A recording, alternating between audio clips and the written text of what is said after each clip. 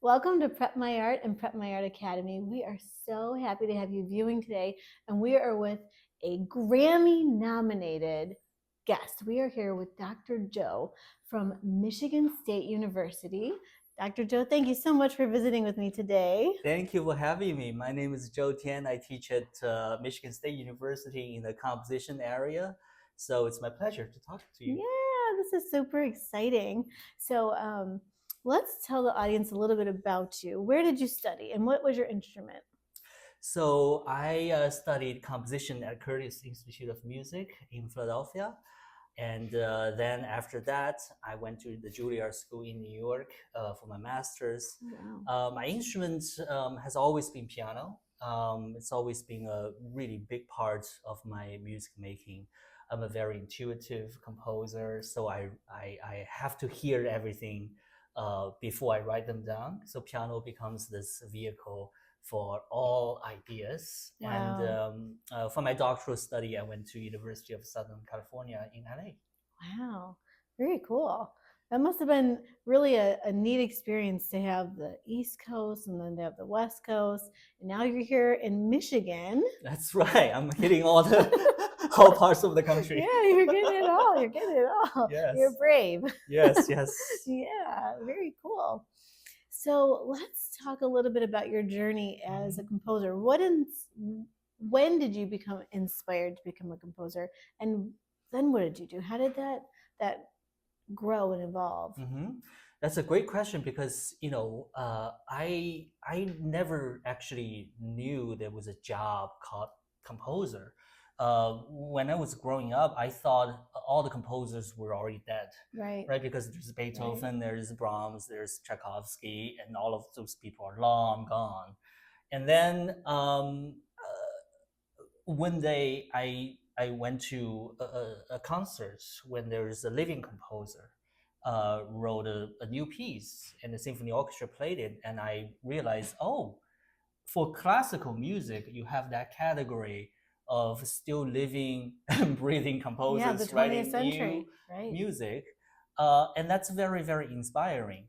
Another reason for me of taking a great interest in composition is because my dad, he is a composer, but he's not in the classical arena at all. He writes anything but concert music. So he writes for like TV show, films, movie. So I grew up in this kind of really studio environment.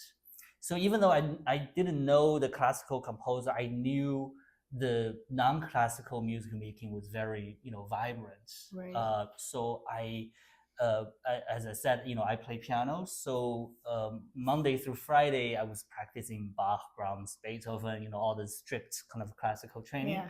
But during the weekend, that's really where I had most fun because I went to my dad's studio. And because he writes for those, TV shows, it's like a variety show. It's like a Saturday Night Live, Chinese version. Yeah. So he needed all these kind of different kinds of music, whether it's jazz or folk or R&B, whatever the show needed, he produced. So during the weekend, I would just jam in the studio. That is such a fun experience. I know. I was so in love with music making, really the immediacy of music making. Right. A lot of the music we came out with wasn't even notated. It was just record and improvise, just go record, and next day it's aired. So that kind of really passionate, immediate music making cast a huge impression on me. So slowly I become, really interested in making music, just playing around, really, just playing around. Still no concrete idea like, oh, one day I'm gonna be a composer. Yeah. You know what I mean? Just like a lot of the sort of non-classical musicians, you start writing a song and then you start more, maybe you arrange, maybe you do a cover, that kind of thing, So after a while, I got, confident enough I could write my own original music. Then I went to the middle school, high school division of Shanghai Conservatory in Shanghai. Oh, wow. And that was that became sort of a serious training. But, I gotta say, I was writing a lot of music, but I had no idea the music theory, like exactly what I was Right. actually doing. Yeah. I wrote by ear basically. Yeah. So it was only later I found out, oh, that chord, that cool chord I was Yep. using was called like a major 7 chord. I had no idea. So, but in retrospect, nowadays, I think about that experience often. You know, I Yeah. think that's the core of music. It's not following some kind of rules and books and then sort of then compose that way. It's really just Yeah. from within. You know, you Yeah. just play, and then all the theory and the techniques becomes, you know, part of the enhancement really of understanding what you're doing. But that's music making should be intuitive and passionate. You know, Yeah. I think You're that's pulling out all why. that creativity. Exactly, exactly. So the idea of play, the idea of create without the boundary of, you know, all these kind of preset rules, I think it's really important for composers. Yeah. What do you do when you have students who feel like they kind of hit a wall because you have to learn those rules in, you know, first year theory, second year, you know, especially counterpoint, and it's very particular about Yes. every single thing, and you move the wrong way and you're getting a red mark. Now I think it's blue on your page, right? Are you guys allowed to use red pens? Oh yeah. Oh, you still use red pens? I know some colleges you can't use red; you have to use blue or Oh, green. nowadays we do all the grading online. Like it's not even Oh. pen anymore. But you know, Yeah. but Yeah. they, yeah. So how do you help a student move past that part, or maybe that part, you know, they maybe grow up like you and they're super passionate and inspired, but then they come to school in the 1st year, it's no, you got to learn. It's like you got to eat your vegetables. There's no getting out of it.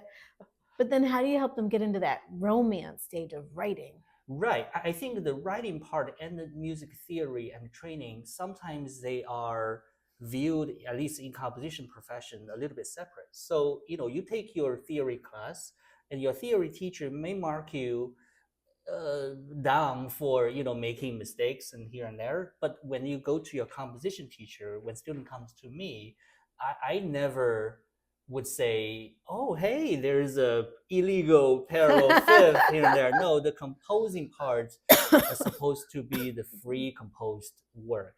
You utilize your theory background, but you are not doing a music theory exercise. You're doing free composing. Wow. So I think the theory is a great foundation and explains the music really well and guide us in sometimes, you know, even if you're writing for an orchestra, sometimes you cannot hear everything, right? So the theory, the orchestration scales helps you to have a sort of intellectual kind of view of what you are doing. But the ideas really have to come from within, and then I don't think it should come from rules and stuff. You know, it should be, you know, heart first for music. Yeah. Wow. And so now, I mean, that's definitely afforded you a beautiful career. You're, you know, at one of the top universities in the country, at Michigan State University, and you've had your pieces premiered all over the country. When I heard your piece Transcend last February of 2024, that was at the Ann Arbor Symphony Orchestra. And I think I saw on Facebook that you had went to New York and it was premiered. That's right. That's Yeah. right. Yeah. So that was a very, very special experience. Transcend is a piece that was commissioned by 13 American symphony orchestras in commemoration of the 150th anniversary of the first transcontinental railroad's completion. Yeah.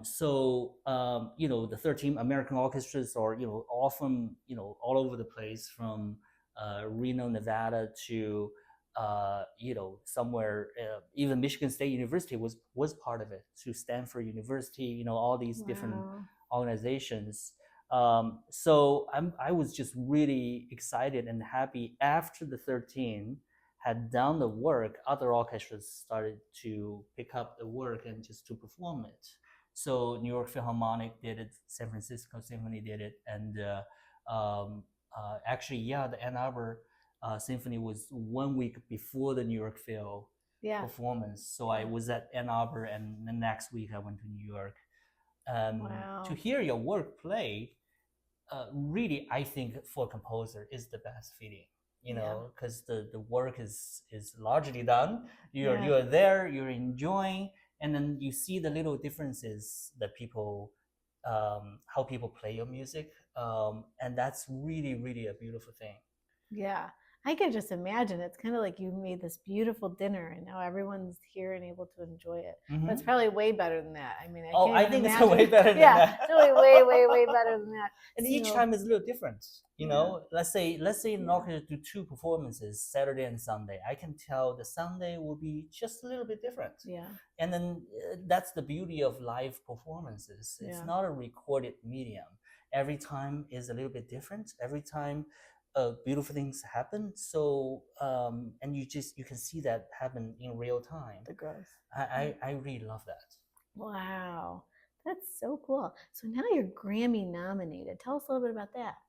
Right. So my concerto for orchestra is a work that was commissioned by the Cincinnati Symphony and its music director Louis Langley, and it was part of a concertos for orchestra project, and it made a recording out of it.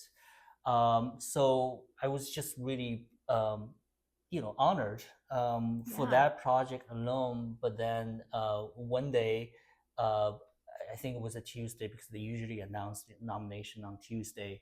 I was just on my way. I was driving on my way to MSU. Wow. They didn't tell you anything before, by the way. Just I had no idea.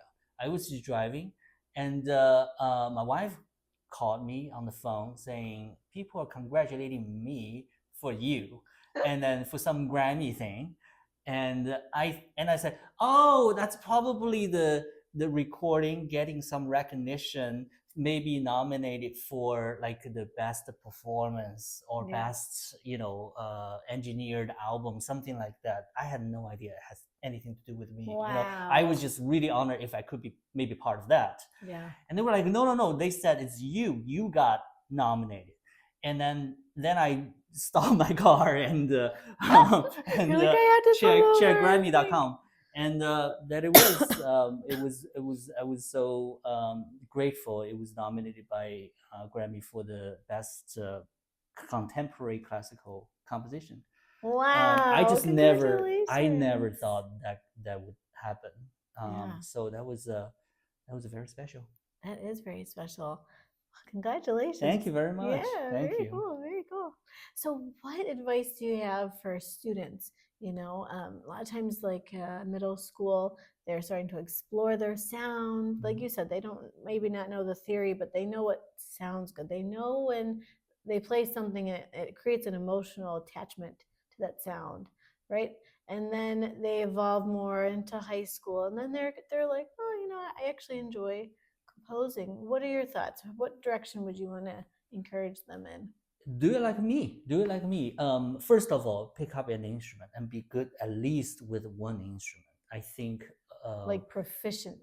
Exactly. Yeah. So I think composers sometimes we're viewed as sort of behind the scene people. We are not on stage. Sometimes we don't perform our works. But I encourage everybody to have performance background. So maybe you can perform your work, and then maybe you work with others on your work and you perform together.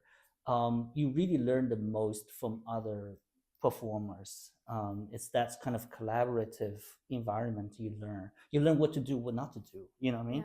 I think composers are very much like playwrights. You know what I mean? Like you write for a play, and then people come together and they read your lines, and you're there, kind of guide them through the story. Except I think music language much more specific than English or any other language, because you can mark mezzo, forte, what articulation, how long each note is. So it's more specific. So to grasp the science of that language, you really need to know what is the most efficient way and best way to notate something. And to do that, you just need to just work with musicians. So just like a playwright work with actors, the more you know how they interpret something, the better next time you know how to write it. Oh, right. So for example, I have a line in my mind.